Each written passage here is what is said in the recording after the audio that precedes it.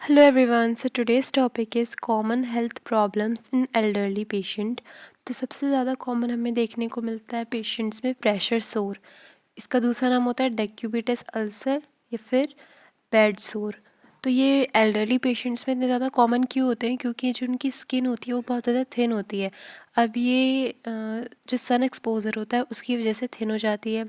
तो क्या होता है, जब पेशेंट सुपाइन पोजीशन में होता है मोस्टली, तो फिर उनकी जो ऐसे एरियाज़ होते हैं जहाँ पे बोनी प्रोमिनेंस होती है या फिर ज़्यादा प्रेशर जहाँ पे पड़ रहा है, वहाँ पे क्या होता है, जो ब्लड फ्लो होता है वो प्रेशर की वजह से रुक जाता है। अब उसके सीज़ होने की वजह से वहाँ के जो टिश्यू और सेल्स हैं उनकी डेथ हो जाती है और वहाँ पे एक सोर का फॉर्मेशन हो जाता है जो कि बहुत पेनफुल होता है। इसी को हम प्रेशर अल्सर कहते हैं। अब जो हमारा प्रेशर अल्सर होता है, इसकी मोस्ट कॉमन साइट्स होती है heel, inner knees, lower back and buttocks, elbows, shoulder, back of head and ears. उसके बाद हम ये देखते हैं कि जो प्रेशर सोर है उसकी 4 मेन स्टेजेस होती हैं। स्टेज नंबर 1, इसमें जो हमारा अल्सर है उसमें नॉन ब्लांचिंग एरिथीमा देखने को मिलता है।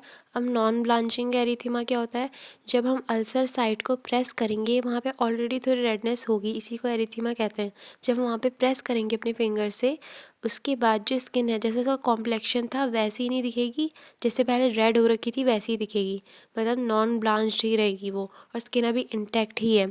स्टेज 2 में क्या होगा, पार्शियल लीजन्स देखने को मिलेंगे जो एपिडर्मिस से क्रॉस करके डर्मिस तक पहुंच सकते हैं। स्टेज 3 में हमें फुल थिकनेस स्किन लॉस मिलेगा। स्टेज 4 में हमारे एक्सटेंसिव टिश्यू डैमेज देखने को मिलेगा जिसमें कि मसल और बोन तक भी वो सोर जा सकता है। देन नर्सिंग केयर प्लान में सबसे पहले हम नर्सिंग डायग्नोसिस देखते हैं। तो इसमें क्या होगा, जो हमारी स्किन इंटीग्रिटी है वो इम्पेयर्ड हो जाएगी क्योंकि फिज़िकल इमोबिलाइजेशन हो रहा है, और ये एक्सट्रीम ऑफ एज की वजह से है, जिसकी वजह से हमारा न्यूट्रिशनल स्टेटस भी इम्बैलेंस हो जाएगा और इम्पेयर्ड सेंसेशन होगा और इमोबिलिटी तो होगी ही, और स्किन लेयर्स का डिस्ट्रक्शन होगा at the site of bony prominence क्योंकि वहाँ पे ज़्यादा प्रेशर पड़ता है। और क्या होगा, जो हमारी स्किन है उसका डिस्रप्शन होगा क्योंकि वहाँ पे क्या हो रहा है, सोर हो रहा है। देन नर्सिंग प्रायोरिटी हमारे पास क्या होगी कि सबसे पहले हमें करना है स्किन इंटीग्रिटी का मेंटेनेंस, दूसरा है हमें फर्दर टिश्यू ब्रेकडाउन को प्रिवेंट करना है। देन हम क्या आउटकम्स एक्सपेक्ट करेंगे, सबसे पहले तो ये है कि जो हमारा प्रेशर अल्सर है वो कंट्रोल में आ जाए और फर्दर अल्सर्स का हम प्रिवेंशन कर पाएँ। दूसरा ये है कि जो क्लाइंट है वो एक्सपीरियंस करे कि उसके प्रेशर अल्सर की हीलिंग हो रही है और उसमें रिडक्शन हो रहा है। इंटरवेंशंस में हम क्या करेंगे, हम रेगुलर मॉनिटरिंग करेंगे कि जो हमारा प्रेशर अल्सर है पेशेंट को उसकी लेंथ और विड्थ कितनी है, कहीं वो और डीप तो नहीं हो रहा है इंटरवेंशंस देने के बावजूद। उसके बाद हम क्या करेंगे, पेशेंट का हेड साइड एलिवेट करेंगे ताकि उसको एक रिलैक्स्ड पोजीशन मिल जाए, और हम कंफर्ट डिवाइसेस प्रोवाइड करेंगे जैसे कि पिलो, और पिलो को हम ऐसी जगह पे प्लेस करेंगे जहाँ पे ज़्यादा प्रेशर पड़ रहा है या फिर जहाँ पे बोनी प्रोमिनेंस है, जहाँ पे प्रेशर अल्सर होने के बहुत ज़्यादा चांसेस हैं।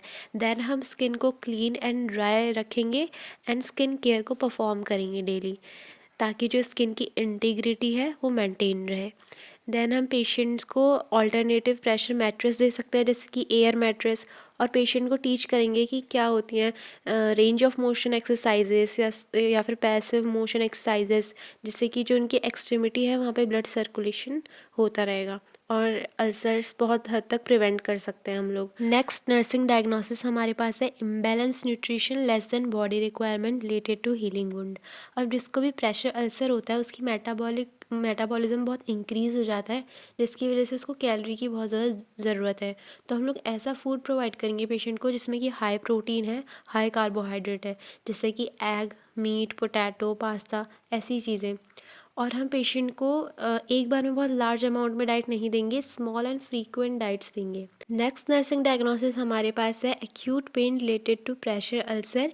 तो हम ये प्रिफ़र करेंगे और यही सजेस्ट करेंगे पेशेंट को कि आप मेडिसिन्स लेने की जगह मेडिटेशन टेक्निक परफॉर्म कर सकते हैं, रिलैक्सेशन एक्सरसाइजेस परफॉर्म कर सकते हैं, जिसकी वजह से क्या होगा, वो थोड़े डिस्ट्रैक्ट हो जाएंगे अपने पेन से और वो काफ़ी ज़्यादा रिलैक्स्ड फील होगा। देन हम पेशेंट को फ्रीक्वेंट पोजिशनिंग प्रोवाइड कर सकते हैं और हम लोग ऐसे एक्सरसाइजेस परफॉर्म करवाएंगे या फिर ऐसे कंफर्टेबल डिवाइसेस प्रोवाइड करवाएंगे जिसकी वजह से पेशेंट को काफ़ी ज़्यादा रिलीफ मिलेगा पेन में। द नेक्स्ट नर्सिंग डायग्नोसिस हमारे पास है risk for infection related to impaired skin integrity. अब as a nursing officer what we can do, हम एक अच्छी स्टेराइल प्रेशर सोर की ड्रेसिंग प्रोवाइड कर सकते हैं पेशेंट को, जिसमें क्या होगा, हम हर चीज़ स्टेराइल मेथड से एसेप्टिक टेक्निक्स फॉलो करके करेंगे और एक प्रेशर ड्रेसिंग कर देंगे जिसकी वजह से इन्फेक्शन है वो फर्दर एरियाज़ में स्प्रेड नहीं होगा। Next one of the most common disease हमारे पास है कार्डियोवास्कुलर डिजीज़ेस। जो हमारे एल्डरली पेशेंट होते हैं तो उनमें 40% जो डेथ होती है वो कार्डियोवास्कुलर डिजीज़ की ही वजह से होती है। और जो कार्डियोवास्कुलर डिजीज़ है वो 50% ऑफ एल्डरली पेशेंट्स में कॉमन है। देन ये डिज़ीज़ क्या होती है, इसमें जो हमारा हार्ट है और ब्लड वेसल हैं ये अफेक्ट होती हैं। ये जो हमारा जब ओल्डर एज आ जाती है तो हमारी जो ब्लड वेसल्स हैं वो उनका डिसरप्शन होने लग जाता है, जैसे कि कॉन्स्ट्रिक्शन की वजह से, स्पाज्म की वजह से, ऑक्लूजन की वजह से। तो जो कार्डियोवास्कुलर ब्लड फ्लो है वो डिक्रीज़ हो जाता है। अब इसकी कॉजेज़ क्या क्या हो सकती है, एथीरोस्क्लेरोसिस हो सकता है, आर्टीरियस्क्लेरोसिस हो सकता है, मायोकार्डियल इन्फार्क्शन हो सकता है, हार्ट फेलियर हो सकता है, हाइपरटेंशन हो सकता है।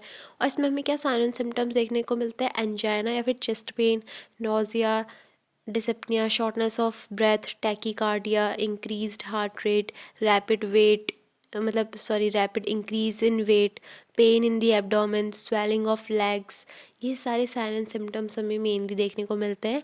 और ये कौन से पेशेंट्स ज़्यादा बोलते हैं कि हमें कार्डियोवास्कुलर डिजीज़ है, मतलब उनको होती है ज़्यादातर जिनमें हाइपरटेंशन है या फिर हाई ब्लड कोलेस्ट्रॉल लेवल रहता है या फिर डायबिटिक पेशेंट या फिर ओबीस पेशेंट या फिर जो स्मोकिंग ज़्यादा करते हैं या फिर जिनको हेरिडिटरी इशू ऑलरेडी है। अब हम क्या नर्सिंग केयर प्रोवाइड करेंगे, सबसे पहला नर्सिंग डायग्नोसिस हमारे पास होगा ineffective cardiopulmonary and peripheral tissue perfusion related to reduced coronary blood flow. अब हमारी से प्रायोरिटी क्या रहेगी, हमें टिश्यू परफ्यूज़न को मेंटेन करना है सबसे पहले। तो हमारे एक्सपेक्टेड आउटकम्स क्या होने चाहिए, सबसे पहले तो हम टिश्यू परफ्यूज़न को प्रमोट करेंगे, देन हम मेंटेन करेंगे स्टेबल वाइटल साइंस को, देन हमारा जो यूरिन आउटपुट है वो 30 ml/h तो होना ही चाहिए, क्योंकि जो नॉर्मल होता है 60 ml/h होता है और 30 ml से भी कम है, इसका मतलब रीनल परफ्यूज़न बहुत कम हो रहा है। और हमें pink warm and dry skin को मेंटेन करना है। देन हमें कैपिलरी रीफिल टाइम को इंश्योर करना है कि वो 3 सेकेंड से लेस ही होना चाहिए। नॉर्मल जो है वो 2 सेकेंड से कम होता है। और कैपिलरी रीफिल टाइम हमारा क्या शो करेगा कि हमारी जो एक्सट्रीमिटीज़ हैं इन सब में परफ्यूज़न एडिक्वेट है कि नहीं है। देन हम इंटरवेंशन क्या प्रोवाइड करेंगे विद प्रॉपर रैशनल। सबसे पहले तो हम ये असेस करेंगे कि पेशेंट के जो वाइटल्स हैं वो स्टेबल है कि नहीं, क्योंकि अगर जो पेशेंट का बीपी है वो 80 mmHg से फॉल कर रहा है सिस्टोलिक, तो क्या होगा, ये एक साइन है शॉक का। देन हम पेशेंट की पल्स को देखेंगे और कैपिलरी रीफिल टाइम देखेंगे। देन हम चेक करेंगे कि पेशेंट का जो टेम्परेचर है वो सही है कि नहीं, क्योंकि हाइपोथर्मिया हो जाता है पेशेंट को शॉक में अगर पेशेंट जाता है तो। देन हम पेशेंट को सप्लीमेंटल ऑक्सीजन एडमिनिस्ट्रेट करेंगे ताकि पेशेंट का जो ऑक्सीजन सैचुरेशन है वो मेंटेन रहे। और हम यूरिन आउटपुट को आर्ली असेस करेंगे, क्योंकि हमें ये देखना है कि कहीं 30 ml/h से भी तो नीचे नहीं है यूरिन आउटपुट, क्योंकि वो हमारा क्या शो करता है, डिक्रीज रीनल परफ्यूजन। अब हम सेकेंड नर्सिंग डायग्नोसिस देखते हैं, तो इसमें हमारे पेशेंट को एक्यूट चेस्ट पेन होगा related to myocardial ischaemia and decrease myocardial oxygen supply. Okay, so अब हम देखते हैं कि क्या क्या हमारे नर्सिंग प्रायोरिटीज़ रहेंगे और क्या हमारे एक्सपेक्टेड आउटकम्स होने चाहिए। हमारी नर्सिंग प्रायोरिटी ये रहेगी कि हमें पेन को प्रिवेंट करना है और हमारा एक्सपेक्टेड आउटकम यही होगा कि हमें पेन को रिड्यूस करना है, प्रिवेंट करना है और हमें वाइटल साइंस को स्टेबल रखना है पेशेंट के। देन हम इंटरवेंशंस क्या लेंगे, सबसे पहले तो हमें पेशेंट से ये पूछना है कि क्या लोकेशन है, कितनी इंटेंसिटी है, कितना ड्यूरेशन है और कैसा ऑनसेट और नेचर है पेन का, क्योंकि हर पेन का जो नेचर होता है अलग अलग होता है। जैसे जो MI का होता है वो रेडिएटिंग पेन होता है, तो इससे जो फिजिशियन है उसको आइडिया मिल जाएगा कि पेशेंट को क्या क्या होने के चांसेस हैं। देन हम 12 लीड ईसीजी परफॉर्म कर सकते हैं पेशेंट का। इसमें हमें क्या पता चलेगा, कहीं पेशेंट को मायोकार्डियल इस्चीमिया तो नहीं हो रहा है, फिर एरिथमियास तो नहीं हो रहे। देन हम क्या करेंगे, पेशेंट का पेन रेटिंग स्केल से पेन मेज़र करेंगे, कितने लेवल का उसे पेन हो रहा है। देन हम एंटीजी नाइट्रोग्लिसरीन एडमिनिस्टर कर सकते हैं, मॉर्फिन दे सकते हैं, एनाल्जेसिक्स दे सकते हैं, जो भी हमें प्रिस्क्राइब्ड किए गए हैं, जो कि हमारा पेन रिलीफ कर देंगे पेशेंट में। और हमें मायोकार्डियल ऑक्सीजन डिमांड को डिक्रीज़ करना है, क्योंकि जो पेशेंट का हार्ट है वो इतना वर्क नहीं कर पा रहा है, इसलिए हम पेशेंट को वैसोडाइलेटर्स एडमिनिस्टर करेंगे, जिसकी वजह से क्या होगा, जो बीपी है वो डिक्रीज़ हो जाएगा, वेसल्स डायलेट करेंगी, ब्लड वेसल्स पे, हार्ट पे प्रेशर कम पड़ेगा, जिसकी वजह से प्री लोड और आफ्टर लोड दोनों रिड्यूस हो जाएंगे, और कार्डियक वर्कलोड भी हमारा कम हो जाएगा, हार्ट पे ज़्यादा प्रेशर नहीं पड़ेगा। इसी के साथ साथ हम बीटा एड्रीनर्जिक ब्लॉकर्स भी प्रोवाइड कर सकते हैं, कैल्शियम चैनल ब्लॉकर्स भी प्रोवाइड कर सकते हैं, नारकोटिक्स प्रोवाइड कर सकते हैं, डायूरेटिक्स प्रोवाइड कर सकते हैं। ये सारी चीज़ें क्या करती हैं, इन सारी चीज़ों से जो हमारा हार्ट है ना, उसका थोड़ा वर्कलोड कम हो जाता है, और जो कोरोनरी ब्लड सप्लाई है वो काफ़ी अच्छी हो जाती है। उसके साथ साथ हमारी पूरी बॉडी में भी ब्लड सप्लाई अच्छी हो जाएगी, क्योंकि जो हमारा हार्ट है उसको थोड़ा कम काम करना पड़ेगा। ठीक है। देन जो हम क्या कर सकते हैं, एंटी कोगुलेंट और थ्रोम्बोलाइटिक्स एडमिनिस्टर कर सकते हैं, अगर पेशेंट को एथीरोस्क्लेरोसिस है या फिर थ्रोम्बोसिस है, एम्बोलिज्म है, उन केसेस में। Okay, so now let's see हमारे पास अगली डिजीज़ क्या है। तो ये है respiratory diseases. Respiratory diseases patient में इसलिए होती हैं जो ओल्डर एज में होते हैं, क्योंकि उनकी जो मसल स्ट्रेंथ है, जो भी मसल्स रेस्पिरेशन में सपोर्ट कर रही हैं, वो काफ़ी ज़्यादा वीक हो जाती है। जैसे कि जो हमारी डायफ्राम, थोरैक्स की मसल्स हैं, ये सारी बहुत वीक हो जाती हैं, और जो चेस्ट वॉल है वो बहुत स्टिफ हो जाती है। साथ में जो इलास्टिक रिकॉइल होती है हमारे लंग्स की, हमारे एल्वेलाई की, वो सब बहुत डिक्रीज़ हो जाती है, उनकी इलास्टिसिटी। इलास्टिसिटी क्या होता है, मतलब जब हम किसी चीज़ को एक्सपेंड करते हैं ना, तो उसकी जो वापस आने की उसी शेप में, अपने ओरिजिनल शेप में जो कैपेसिटी होती है, फिर जो एबिलिटी होती है, वो चीज़ बहुत रिड्यूस हो जाती है, और इसकी वजह से जो हमारा गैस एक्सचेंज है वो प्रॉपर्ली नहीं हो पाएगा। अब कॉमनली क्या क्या डिजीज़ेज देखने को मिलती है, वो है bronchitis, asthma, pneumonia, tuberculosis, chronic obstructive pulmonary disease, that is COPD। Then हमारे नर्सिंग केयर प्लान में सबसे पहला नर्सिंग डायग्नोसिस क्या बनेगा, ineffective airway clearance related to excessive secretion in the airway, obstruction from narrowed lumen, loss of cough reflex and inability to expectorate. ठीक है, तो nursing priorities हमारे पास क्या रहेगी, देखो यहाँ पे हो क्या रहा है, जो हमारा एयर वे है उसकी क्लियरेंस नहीं हो पा रही, क्योंकि हमें बहुत ज़्यादा एक्सेसिव सिक्रीशन हो रहा है। साथ में जो हमारी ल्यूमेन है ना रेस्पिरेटरी ट्रैक की, वो काफ़ी ज़्यादा नैरो हो गई है, प्लस जो एल्डरली पेशेंट होते हैं उनमें जो कफ रिफ्लेक्स होता है वो बहुत वीक हो जाता है, तो जो एक्सपेक्टोरेंट है वो अंदर ही रह जाएगा, वो बाहर नहीं आ पाएगा। तो हमारी प्रायोरिटी ये रहेगी कि हमें मेंटेन करना है एडिक्वेट एयरवे क्लियरेंस को, देन हमें प्रमोट करना है इफेक्टिव कफ को, देन हमें प्रिवेंट करना है एस्पायरेशन को, देन हम प्रिवेंट करेंगे कि इन्फेक्शन ना हो जाए कहीं। देन एक्सपेक्टेड आउटकम्स क्या होंगे पेशेंट के, तो सबसे पहले तो इसकी एयरवे की पेटेंसी मेंटेन होगी, इफ़ेक्टिव कफ होगा उसमें, देन एस्पायरेशन फ्री होगा पेशेंट, और वह एग्जिबिट करेगा रिड्यूस्ड एविडेंस ऑफ इन्फेक्शन या फिर कोई भी इरिटेशन। सबसे पहला इंटरवेंशन हमारा होगा, हमें ये असेस करना है कि पेशेंट की एबिलिटी कितनी है अपने मतलब कफ को या फिर अपने एक्सपेक्टोरेंट को क्लियर करने की। ठीक है, उसके अकॉर्डिंग हम फर्दर इंटरवेंशन देंगे।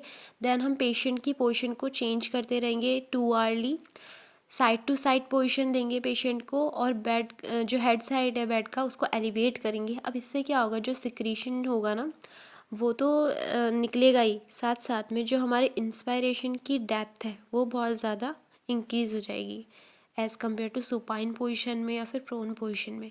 देन हम पेशेंट के बेड को 30 डिग्रीज़ पे एलिवेट इसलिए भी करेंगे क्योंकि जो पेशेंट का सिक्रीशन है उसकी हमें ड्रेनेज करवानी है, और साथ में जो पेशेंट है उसकी जो टंग है वो कभी कभार क्या होता है कि ऑक्लूड कर देती है एयरवे को पोस्टीरियर फेरिंग्स में जाके, तो ये चीज़ इससे प्रिवेंट हो जाएगी। देन हम क्या कर सकते हैं, हम एसेस करेंगे पेशेंट की ब्रेथ साउंड्स को, और हम पॉस्चुरल ड्रेनेज और फिजियोथेरेपी, परकशन एंड वाइब्रेशन ये सब कर सकते हैं, जिससे कि जो सिक्रीशंस है वो अपनी जगह से थोड़े लूज़ हो जाएंगे, देन वो ईजिली एयरवे से बाहर आ सकते हैं। और हम ABG एनालिसिस करते रहेंगे, पल्स ऑक्सीमेट्री करते रहेंगे, और हम ये देखेंगे कि पेशेंट में कहीं साइन ऑफ इन्फेक्शन तो नहीं दिख रहे हैं, जो कि क्या होता है रेडनेस, इन्फ्लामेशन, वार्मथ, ये सारी चीज़ें। देन हम एडमिनिस्टर करेंगे एंटीबायोटिक्स, और हम कोई भी अगर इन्फेक्शन है तो उसे ट्रीट करेंगे, और साथ में हम सक्शन एपरेटस को भी रखेंगे और ऑक्सीजन एडमिनिस्ट्रेशन के लिए भी हम सारी चीज़ें रखेंगे वहाँ पे। सॉरी, एक चीज़ मैंने गलत बोल दी, जो साइंस ऑफ इन्फेक्शन थे वो मैंने साइंस ऑफ इन्फ्लामेशन बोल दिए। तो यहाँ पे हमें साइंस ऑफ इन्फेक्शन कैसे पता चलेंगे, इसमें हम ये देख सकते हैं कि पेशेंट का कहीं डिटोरिएशन तो नहीं हो रहा है रेस्पिरेटरी स्टेटस का। अब ये कैसे पता चलेगा, कहीं उसका इंक्रीज्ड एकदम स्पूटम प्रोडक्शन तो नहीं हो गया सडनली बहुत ज़्यादा, या फिर स्पूटम का जो कलर है वो चेंज तो नहीं हो गया, उसकी कंसिस्टेंसी तो नहीं चेंज हो गई एकदम सडनली, फीवर तो नहीं हो गया पेशेंट को, या फिर शॉर्टनेस ऑफ ब्रेथ तो नहीं पेशेंट एक्सपीरियंस कर रहा है, या फिर बहुत एबनॉर्मल ब्रेथ साउंड्स तो नहीं आ रही है। देन हम देखते हैं अगली नर्सिंग डायग्नोसिस क्या है, वो है ineffective breathing pattern related to presence of secretion and bronchospasm as evidence by productive cough and dyspnoea. अब हमारी नर्सिंग प्रायोरिटी यहाँ पे ये होगी कि हमें जो पेशेंट का ब्रीदिंग पैटर्न है उसे इम्प्रूव करवाना है, और पेशेंट से हम क्या एक्सपेक्ट करेंगे कि जो पेशेंट है वो एक इफेक्टिव ब्रीदिंग पैटर्न अचीव कर ले। अब हमें ये कैसे पता चलेगा, जब पेशेंट की जो रेस्पिरेटरी रिदम है वो विद इन नॉर्मल लिमिट्स में आ जाएंगी। अब हम देखते हैं क्या हम इंटरवेंशन लेंगे। तो सबसे पहले हम पेशेंट को डायफ्रामेटिक ब्रीदिंग करवाना सिखाएंगे, जिसमें कि हम पेशेंट को बोलेंगे कि आप प्रोन पोजीशन में लेट जाएं। अब हम पेशेंट को ये बोलेंगे कि वो उसी पोजीशन में अपनी नीज़ को बेंड कर ले और एक बुक या फिर अपने हैंड्स की मदद से थोड़ा फोर्स डालें अपने एब्डोमेन पे, मतलब एक रेजिस्टेंस वहाँ पे क्रिएट हो जानी चाहिए। देन तीसरा हम क्या करवा सकते हैं, पेशेंट से बोलेंगे कि पर्स्ड लिप ब्रीदिंग करें, हम उनको सिखाएंगे कि कैसे करते हैं। देन हम एंकरेज करेंगे कि पेशेंट डीप ब्रीदिंग करें एंड कफिंग एक्सरसाइजेस करें। देन हम पेशेंट को रेगुलरली एवरी 2 आवर्ली हम पोजीशंस प्रोवाइड करेंगे, जैसे कि हम अपराइट पोजीशन प्रोवाइड कर सकते हैं जिसमें हमारा head side of the bed elevated रहेगा, या फिर साइड लाइंग पोजीशन प्रोवाइड कर सकते हैं, या फिर चेयर पे बिठा सकते हैं। अगला हमारे पास नर्सिंग डायग्नोसिस ये है इम्बैलेंस न्यूट्रिशन। तो इसमें हमारी प्रायोरिटी क्या रहेगी कि हमें कैलोरी का इंटेक ज़्यादा करवाना है और वेल न्यूट्रिशियस डाइट प्रोवाइड करनी है। इसमें हम क्या करेंगे, पेशेंट को वेल न्यूट्रिशियस डाइट देंगे, रेगुलर वेट मॉनिटरिंग करेंगे, और ये देखेंगे कि पेशेंट जो अपनी ओरल केयर है वो भी परफॉर्म कर पा रहा है नहीं कर पा रहा है। और हम पेशेंट को एडवाइस करेंगे कि वो कैफिनेटेड ड्रिंक्स ना लें। तो हमारी काफ़ी सारी डिजीज़ेस कवर हो गई है, 3 तो हो गई हैं, बाकी जो अगली हैं वो हम लोग नेक्स्ट वीडियो में करेंगे, क्योंकि ये वीडियो बहुत ज़्यादा लेंथी ऑलरेडी हो गई है। So that's all for today, bye.